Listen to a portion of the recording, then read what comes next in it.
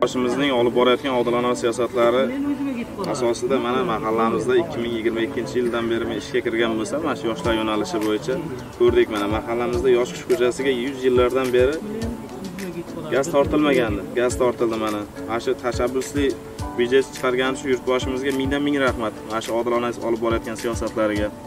Mana shu tashabbusli byudjetlar orqasida mahallamiz birikdi. Mahallamizning 90% ko'chalari asfalt bo'ldi. Mana ko'rib turganingizdek yoshlarni sportni rivojlantirish uchun mana shu 27-maktabimizga zamonaviy turdagi mini futbol maydoni, street workout, voleybol, basketbol maydonlari qurildi. OPMJ xalqni birlashtirib prezidentimizning sa'y harakatlari tufayli OPMJ tashabbusli byudjet ko'plab ana shu OPMJ sababli ko'plab ishlar amalga oshirildi. Yo'l qurilishlari, gaz tarmoqlari, talbalar, bundan tashqari mana shu maktab uchun, mahalla uchun stadionlar, sport maydonlari mana bu yerda. Ashlar hammasi OPMJ sababli amalga oshdi deb o'ylayman.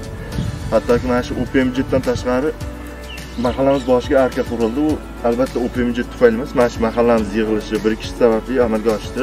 Mana shu OPMJ mahallani birlashtirdi, mahalla yoshlarini hammani bitta joyga to'play oldi.